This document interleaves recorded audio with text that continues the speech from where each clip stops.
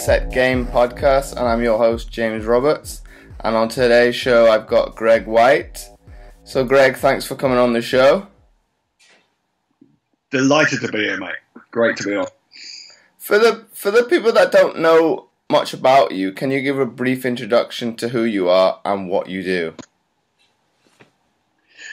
Crikey, okay. I started off life as an athlete, so I was a modern pentathlete, which is 5 disciplines: running, swimming, shooting, fencing, and show jumping. I was lucky enough to represent Great Britain over 80 times internationally. I won the European bronze medal, a World Championship silver medal, and represented Great Britain at the Olympic Games.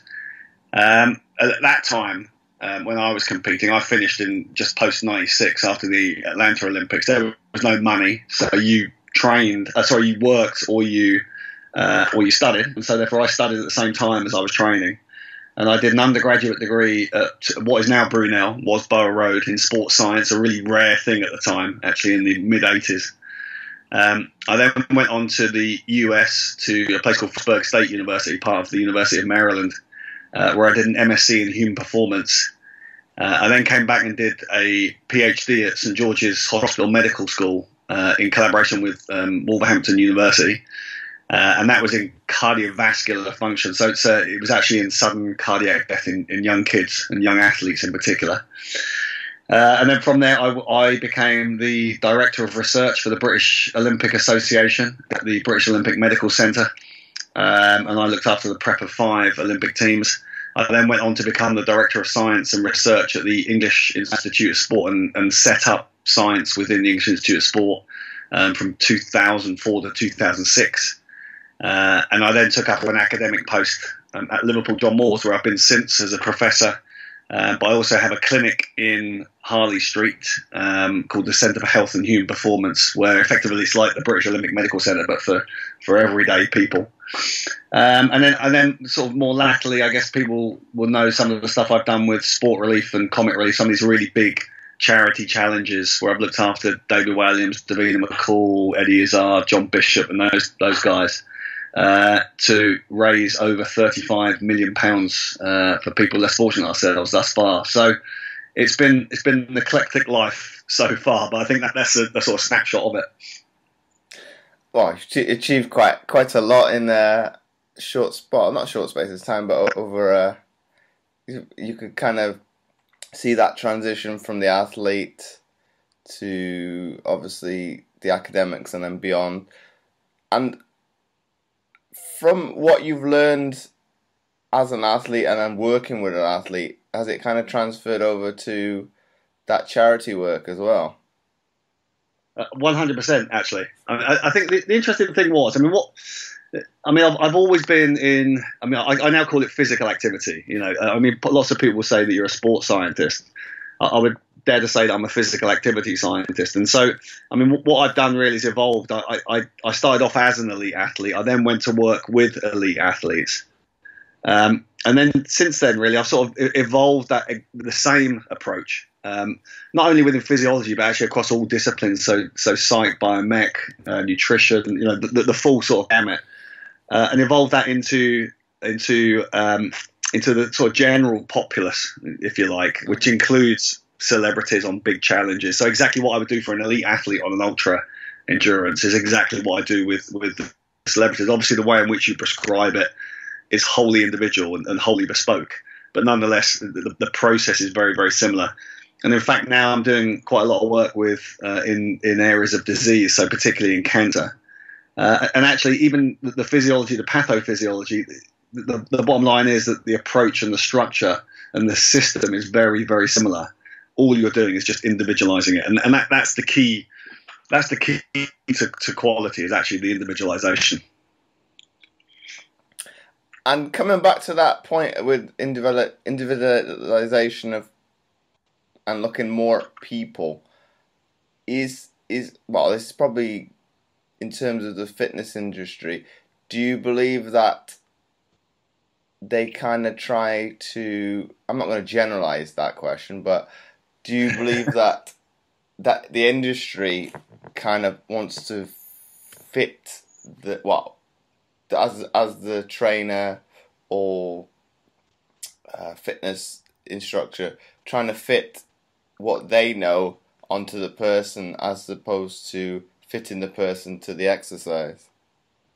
I think that, I mean, it's an interesting one, because I think obviously what the problem the fitness industry has is that what they generally, what they're trying to do is provide support across very large populations simultaneously. And I think that, the bottom line, the only way to do that is to generalize. So I think, there's fundamentally nothing wrong with that. I mean, I write, I've just written a book called Bump It Up on exercise and pregnancy. And when you write a book like that, it is generalist in approach. I mean, it's the nature of it. But I think what's critical, what the fitness industry have to do, and what they do very well in some instances, is exactly as you would across any sphere, and that is you take that general information, and then what you do is you individualize it to the person that you're working with. So the role of the PT in the fitness industry is absolutely fundamental, because it's understanding the generalization, it's understanding the concept, but then it's also about how can you individualize it. So it's understanding the client, and crucially things like communication, being able to communicate that to the client and why you're changing it, and also that ability to adapt and mold as you go through. So I think, are we a bit generalist? I'm not so sure we are. I think that what we do is we apply what we know in the environment where we are. So it has to be general sometimes, but really, if you're going to provide the best possible service to an individual, you have to be bespoke about that. And like you were saying, in terms of you've got to generalize it from the start, and then obviously explain to the client that why we're changing it. So you talk about it a little bit in your book, Achieve the Impossible, the different scales of success. So in terms of that one, would you say that was visionary because you're looking at using the SMART flowchart for their goals in terms of what they have in mind? Is it measurable? Is it realistic? And what time frame do they actually want to achieve their goal? So give me that again, James, because I'm just cracking up a little bit there. But just the question was, in terms of generalizing the exercise for the person, but when you're changing a program, you're making it individualistic. It kind of ties in with your book, Achieve the Impossible, in terms of the visionary success, in terms of teaching the client, is their goal measurable, realistic, and what is the time frame they actually want to achieve their goal? I think you're absolutely right. I mean, I guess to some extent, what Achieve the Impossible is about really it's about process. Is fundamentally, how do you get from a generalized approach to an individual approach? And I think you do that in a relatively formulaic kind of way. And I think what I've tried to do with Achieve the Impossible is sort of overlay my thoughts on what that generalist approach is. So, without any shadow of a doubt, the first place that you start is looking at vision. And I call it vision, but fundamentally some people call it goals. But I think goals are critical in terms of delivering, because understanding what somebody's goal is will fundamentally drive what you do with them. And I think sometimes what we do is we sort of bypass that. Is that somebody walks in, and you assume that what they're after is weight management, or you assume that what they're after is that they want to run a marathon, or whatever it is. What we do is we assume and we sort of bypass what their specific goals are. Absolutely fundamental that we focus on those. Why? Because what we want to make sure is that we have an idea of where we're trying to take that individual. And so therefore what we do with them is molded around that. But equally, I think, with regard to medium and short-term goals, we can actually use those to track progress, to monitor how things are going. I have this concept where it's profile, prescribe, monitor. That profiling approach is actually understanding the client. What do they want to achieve? Where are they currently at? Then you prescribe based upon that knowledge. And then what you need to do is monitor that over time. And I monitor that with the accomplishment of short-term goals. And then what you can do is reflect on those. You get an understanding of where the individuals come from, what gains they have made, where they may not have made gains. And you can then so effectively what you're doing is reprofiling the individual. You can then prescribe again. And by doing that, what you're doing is you're molding it constantly to that individual. You're making it more and more specific to that individual. And that really is the key to quality coaching, is tailoring it. And it's not something that you'll do in a first session. It's something that molds over time. Okay, that's quite interesting. And this is a question I had for you. Should you have a backup plan if visionary success doesn't work, and what is that? So say that again, James. Should you have a backup plan if visionary success doesn't work, and if so, what is it? I mean, I talk a lot about this in the book, actually. And this, I along with good friends of mine within the sort of psychology sector, Andy Lane in particular, we talk about if-then strategy. And I think the bottom line is that I guess to some extent that there are those factors, that there are those determinants which are absolutely required to be successful. But at the same time, there are lots of risks to you being successful, to you delivering to those goals. And I think what I spend an awful lot of time on, particularly when it comes to, ultra endurance is a classic example of that, is that there are lots of things that can go wrong along the way, whether it's in the training or particularly when it's in delivering, in other words, at the event itself. And I think what you have to do is create a structure where you've effectively put a fine-tooth comb through those. You've identified what those risks are. And in doing that, what you do is you create solutions. So to some extent, what you do is you're lessening the risk that they can actually create for your success, your challenge. And I think if you do that, part of that process is actually planning. So that what I mean, in general, we've got this sort of algorithm, and that is, have I been successful at this stage? If the answer is yes, then move on. If the answer is no, then why haven't I been successful? So it's a process of reflective practice. And so what you then can do is actually instill or install solutions to those problems, which keeps you moving forward. And I think often the reason why people sort of fail and stop is because what they haven't done is they haven't recognized the potential risk. They haven't created a solution. And so basically that becomes the stopping point on their challenge. So it's without any shadow of doubt, it's about planning. You have to think about these things ahead of time. You can't, sadly, unlike some things in life, you cannot wing when it comes to physical performance. You can't wing it. And also, what other tools can you use to keep yourself on track, Greg, beyond what you've explained? I mean, one of the things that I haven't included in that, I think, because I think to some extent what we always believe is that we're individuals, and actually, I don't think. I mean, nothing good is achieved alone. I think that's a really important point, and I think it is about your team. And I think what you should do, so if you're a personal trainer, don't be a personal trainer alone. You've got people around you. You've got other personal trainers. You've got personal trainers who actually might know more than you. Particularly in specialist areas. So think about constructing a team of people who know things that perhaps you don't know. Perhaps they've got experience that you don't have. Equally, make sure you've got a team of specialists. So for example, this podcast is one element of that. It's actually building a resource around you where you can actually access the right information from the right people. And then, things like physiotherapy, have a great physiotherapist that you refer through to, have a relationship with them, build a relationship, because what that means is that your client, when they get a problem, you've got somebody you can trust, you can send them to, you can actually communicate with them, find out what's going on, and you get resolution to the problem much quicker. So I think there's an awful lot of great people around, and I think what we don't do is we don't make enough of that often enough.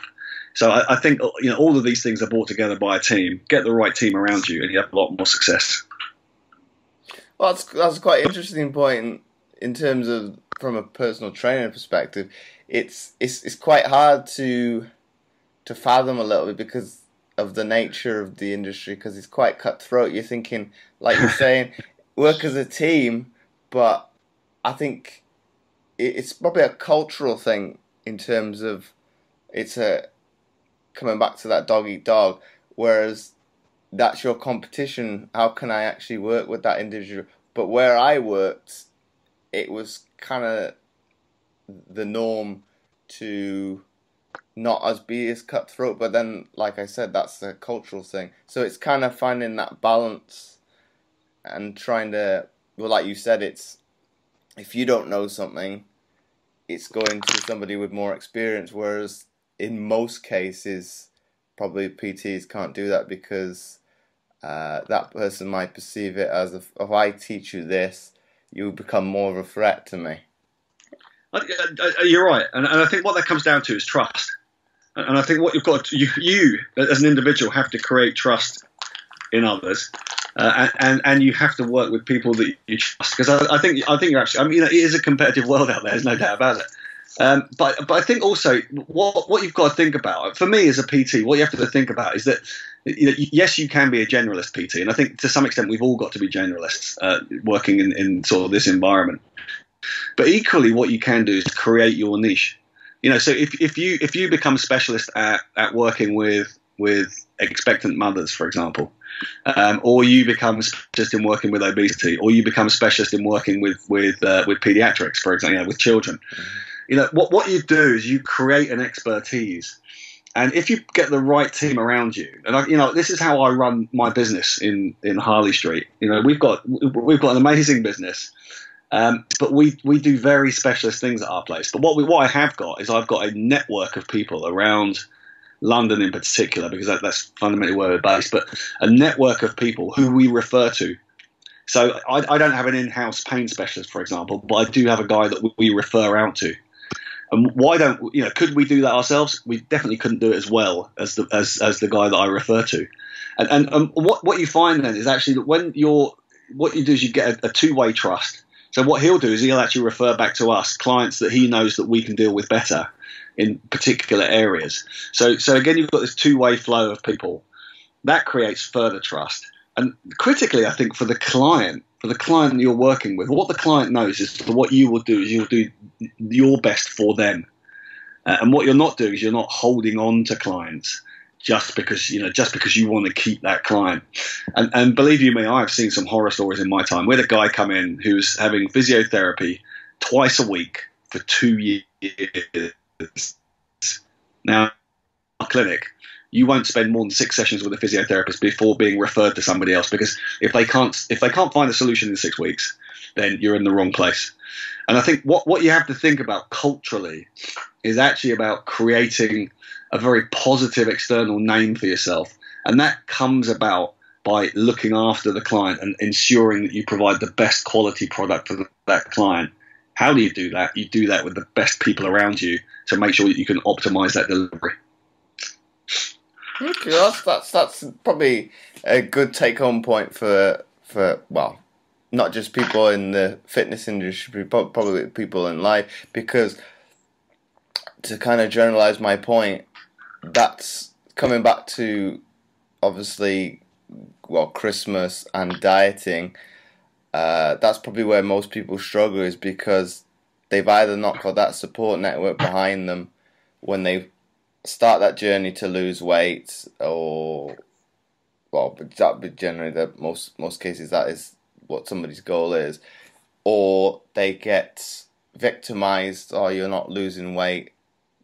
So it's actually what is supposed to be your closest support network is your family, and they're probably in some cases the harshest critics. So it's probably when somebody does start on that goal of exercise, I should say, would you advise that they have a good support network in place to one, keep them on track and accountable, and also they've got kind of somebody there for support when it's not going quite right? I mean, 100%. There's no anything in life is created by a team. But I think things. I mean, if you take the average time that somebody keeps up a New Year's resolution is 21 days. So that tells you everything you need to know. Is that making behavioral lifestyle changes, whether it's losing weight, giving up smoking, becoming more active, All of those things are very difficult things to do because it requires behavioural change. But one of the key, I mean, there are lots of, and Achieve the Impossible, the book really sort of does focus on that process. But there's no doubt about it that actually the people that you wrap around yourself are crucial, and they have to be fully supportive. And just because it's your husband or your wife, or just because it's your mum or dad, doesn't necessarily make them a key element in your team. Because what they have to do is they have to believe in what you're trying to do. Number one, they have to believe that you can do it just as much as you believe that you can do it. And because what they're doing is they're providing that support network around you in order to actually provide the key thing being, I mean, it's belief, commitment, and motivation are the three things I always talk about. Number one, you have to believe it, and your team around you have to believe it. You have to commit to it. So if you believe, what you will do is actually commit. So you commit more time, you commit more resource, you commit more effort. And then by doing that, what you then start to see is you'll start to see success. And particularly if you measure it in short-term goals. So every time you reach a short-term goal, that becomes a marker of success. That starts to build your motivation. The more motivated you are, the more you believe, and so therefore the more you commit, and it becomes self-fulfilling. And what you don't need as part of that process is you need constructive criticism, but that is very, very different from those people who are doubters and who are subversive and who are trying to undermine what you're trying to achieve. And sadly, there are quite a few people out there like that. So create the team, make sure the team believes in what you're trying to do, make sure they're committed to you achieving it. And make sure that what you do as you go through the process, make sure you bring them along with you. Make sure you make them feel part of the team. Because if you do that, they will remain engaged with you and they remain supporting you. So don't go isolation, go team, and you're much more likely to be successful. Well, that's definitely a point I agree with, because you've got to be, if you did go single-mindedly, you've got to have a very strong will to be able to get from point A to point B. Whereas if you had that support network in place, be it if you are a strong-willed person, it probably make life a lot easier, and that goal a little bit more achievable.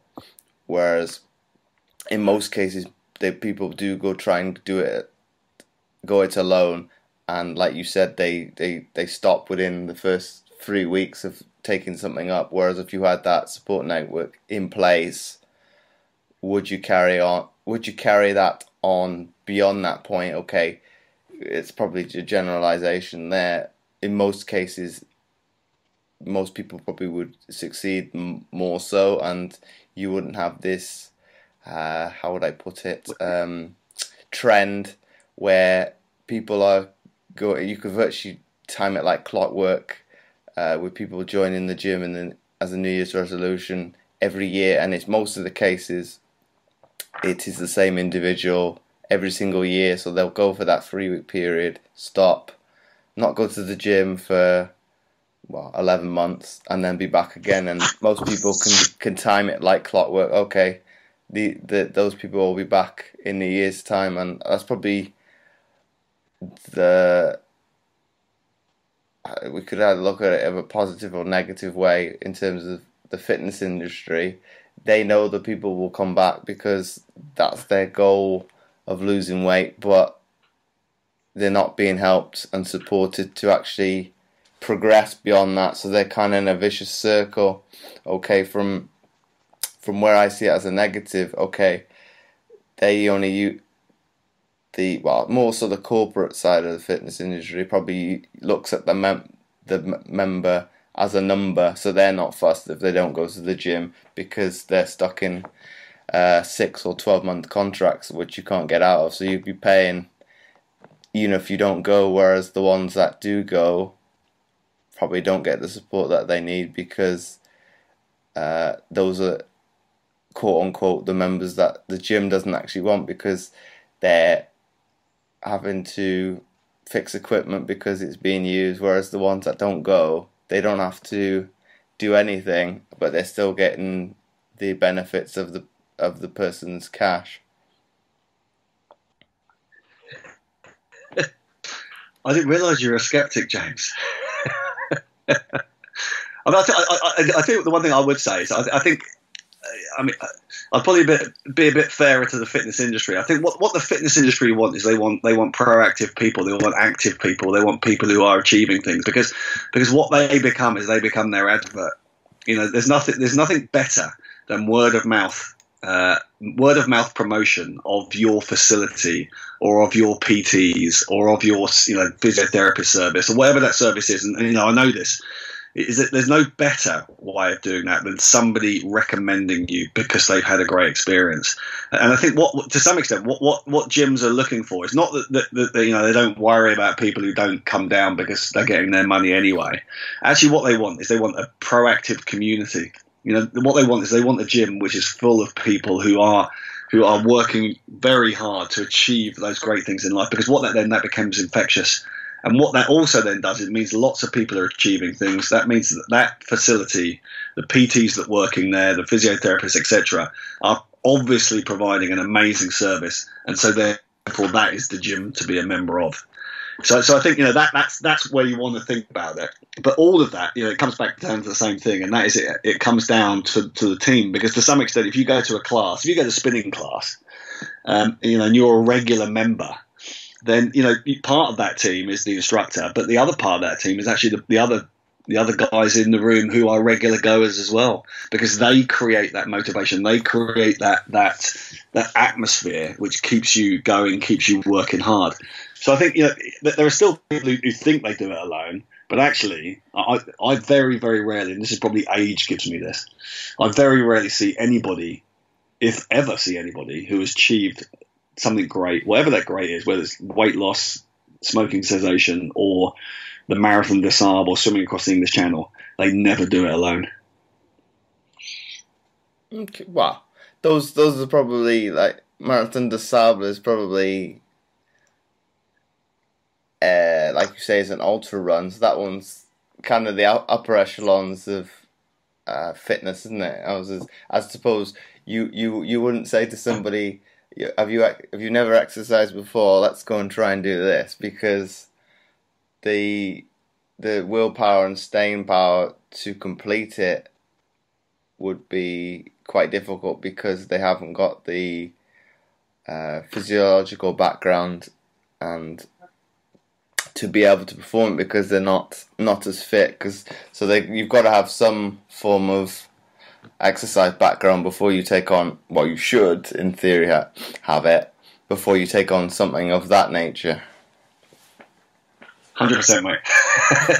I was using it as an example, but I think that's the, to some extent. I mean, if you think about physical activity is a spectrum along which we all lie somewhere. So at one end of that spectrum is activity for daily living. It's washing the car. It's doing the vacuuming. It's walking to the corner shop. And at the other end of that spectrum are elite athletes, the ultra endurance athletes.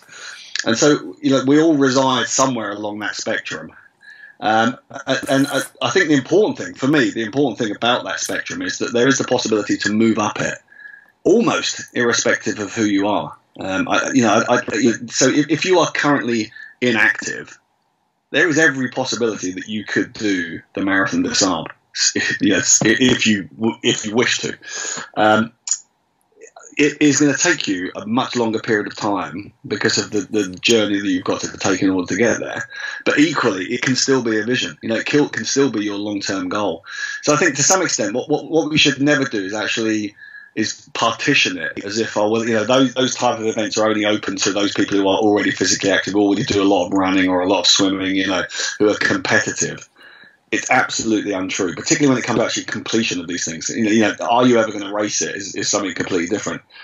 But for me, I think that what we do in society to some extent is we close down, we reduce expectations of people by compartmentalizing it. And actually what we should do is open it up.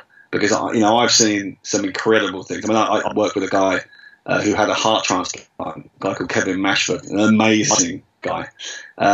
And 2 years post-transplant, he cycled 360 miles from Bristol to Newcastle. I mean, if you'd have asked any of his support team prior to surgery if he could do that, the answer would have been impossible. and yet here he is. He's actually able to move. He's not. He's at the very bottom of that spectrum. His mobility, his activity was virtually zero, and yet 2 years later, he's cycling 360 miles. So for me, let's not compartmentalize it. Let's not put brackets around people. What we should be doing is actually providing opportunity for people to get to where they want to get to.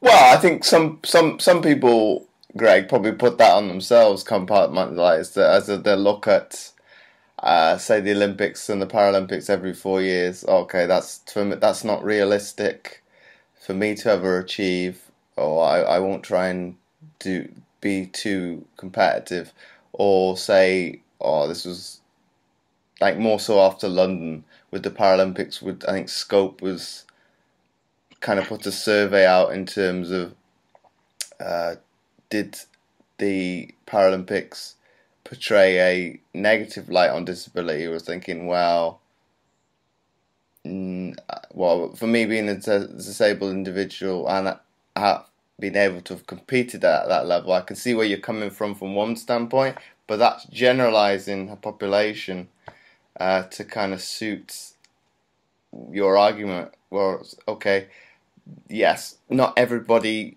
and that's something you probably attest to as well, not everybody is going to get to the elite level. That's fact. You've got to have some form of talent and put in place developing your talent to get to that level, having support network along the way to kind of guide you and get you to actually fulfill those goals of yours. And obviously my point would be on that one would be, okay, we have had that mindset to get to that one. That's generalizing. I wouldn't even compare myself with somebody with the same disability. I wanted to achieve that. That's very much my emphasis. Somebody else might have not wanted to do that. So you can't generalize between even within a population in terms of, is it a bad thing to want to achieve your goal, and okay, it probably puts a negative connotation on somebody else because, okay, why can't you do that? But then that's coming back to that point you were raising about kind of putting somebody in a box in terms of, these are your limitations, you can't go beyond these. So it's saying, well, it's your personal choice if you want to do exercise or push yourself beyond your boundaries. It's not for me or somebody who's competed at elite level to say, well, you can and can't do that. Absolutely right. I mean, and I guess that's exactly what I'm saying. Is that, I mean, you're right in the sense that some, where the boundaries put? Boundaries are put by individuals on themselves, and then equally boundaries are put upon them by society, and whether that is close proximity, so it's close family, friends, whether it's the broader society. But the bottom line, I guess the point is that what you can do if you want to do something. Now, you're absolutely right. There are some things that are potentially unachievable. I will never go to the Olympics again as an athlete because I'm coming out 50 next year, and the bottom line is the type of performance is required. Now, that said, perhaps I could do a sport that possibly I could get to where age is not the delimiter. But the bottom line is there are obviously some things that are going to be much more difficult, nay, impossible. But I think the thing is that what we should do is just deconstruct that and not place those boundaries on people. For me, the greatest thing that I ever watch at the Olympic Games is the Paralympic Games. I mean, forget the Olympic Games, the Paralympic Games, absolutely incredible, because what they are doing there is demonstrating exactly that point, is that where society would like to place boundaries on people, you can actually see what can be achieved, incredible things that can be achieved. So I think to some extent it's just about creating the environment within which people can do what they want to do. That might not be anything to do with physical activity. I mean, well, sport anyway, at least exercise and sport. But if that's what they want to do, what we should be doing is creating an environment where they can at least have the opportunity to take that up. It's definitely a good point that you raised there, Greg. So in this section of the podcast, I'm going to open it up to listeners and followers on YouTube to ask questions to the guest. So on today's show, Martin Lansley asks, is beetroot really beneficial for endurance events? And if so, when and how much should be consumed before a race? You know what? It's an interesting one. I think supplements in general are really very interesting. I mean, Andy Jones is the guy down at Exeter who's done most of the work on this. He's a friend of mine. What is it? I guess one of the things to look at first off is, what is the mechanism of it? Well, fundamentally, what we believe is that it's effectively a donor which allows greater vascular control. In other words, what it does is it enables greater blood flow to working tissue. And that's sort of the premise of it. And so it effectively can impact on things like blood pressure.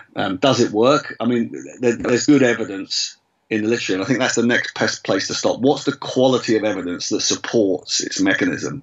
And I think there's good evidence that beetroot, it's not, I mean, beetroot juice per se, but it's the active ingredient in beetroot juice, nitrate, which is the key thing. There is good evidence that it does affect physiology. So it does affect blood flow. It can alter blood pressure, particularly in hypertensive, those with high blood pressure. The next question is, does it impact on performance, and what is the level of evidence to say whether it supports it or not? And I think there's good evidence to support that it improves time to exhaustion. Which is an interesting one because it's relatively non-ecologic, is that there is no event that we do which is time to exhaustion. Because effectively everything we do, particularly in a sports context, is point A to point B, and it's either as fast as possible or it's survival. It isn't keep going as long as you possibly can until you drop. So there's good evidence for it, but you wonder about the ecological validity for it. When you take a look at time trial performance, what you see is that the effect is much, much smaller, and it moves to sort of in the region of about sort of 1% improvement in performance. Now that can make a big difference. I mean, it could be the difference between on the grass and on the podium at the elite level. That said, much of this work hasn't been done in elite athletes. It's been done in sub-elite, so good club athletes. Does it work? I think there's a growing body of evidence to suggest that it might work. Is it worth doing? I mean, that comes down to personal preference.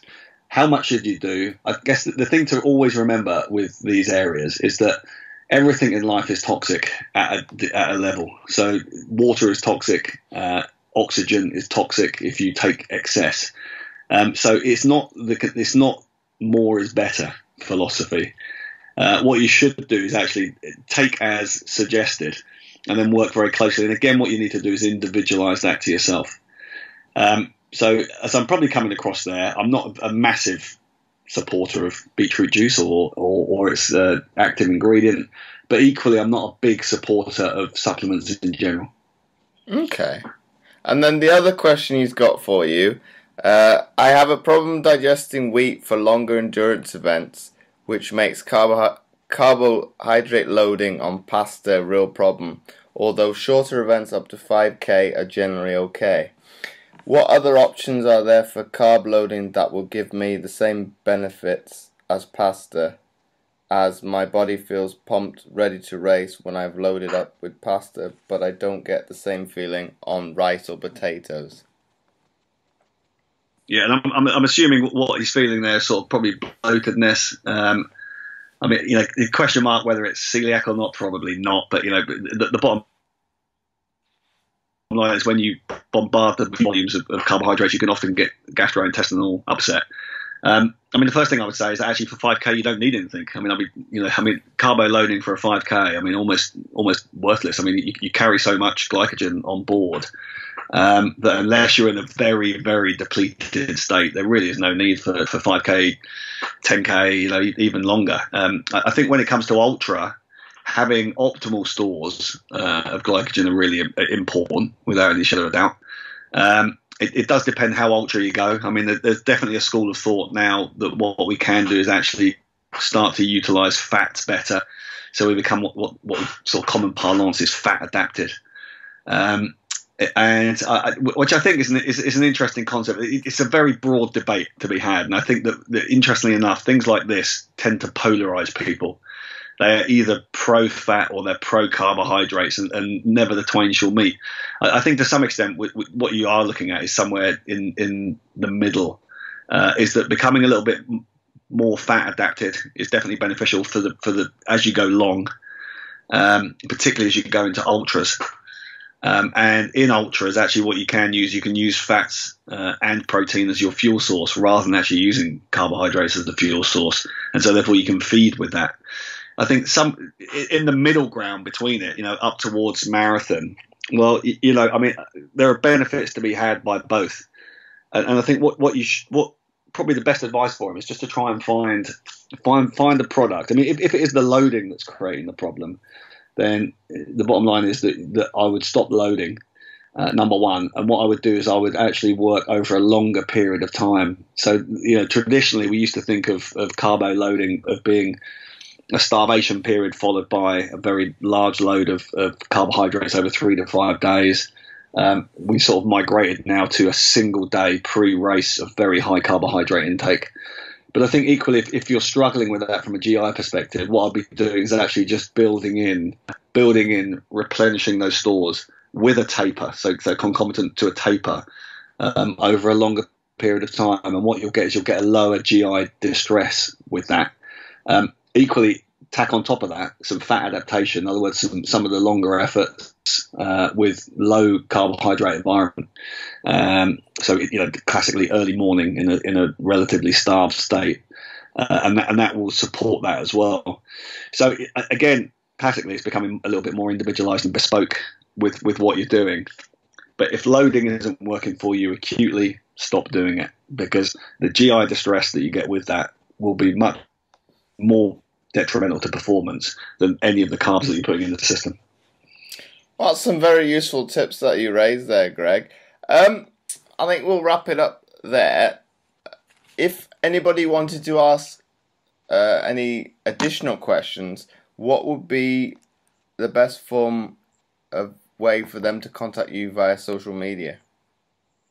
Well, I interesting enough, I'm just devising a new website in the new year, so that's not live yet. It's coming soon, and it's exactly for I mean, amongst other things, it's actually about comment and discussion boards, but not discussion boards between people. Basically, question asking and answering. But in the meantime, Twitter is by far the best way, and I'm at GP Whyte, WHYTE, so at GP Whyte, and I'd like to think I'm pretty good at answering people's questions as best of I can in 143 characters. Well, that makes life a little bit more challenging, doesn't it? To be able to answer a question in those 140 characters. It definitely does. You've got to know what you're talking about, and you've got to be able to translate that in a very short period of time. So that's the key. Well, a lot of times you've got to not make up words, but trying to find a character for a word, just to make it. But then it's got to be understandable as well, what makes it quite challenging at times. Good. That's nice though. I like it. I like a challenge. So if anybody's got any questions, just ask away. Okay. So thank you very much for coming on the show, Greg, and taking the time out of your busy day. Thanks for having me, James. It's been great. I've enjoyed it. And for everybody else, this podcast will be aired every Thursday. So until next week, I will see you then.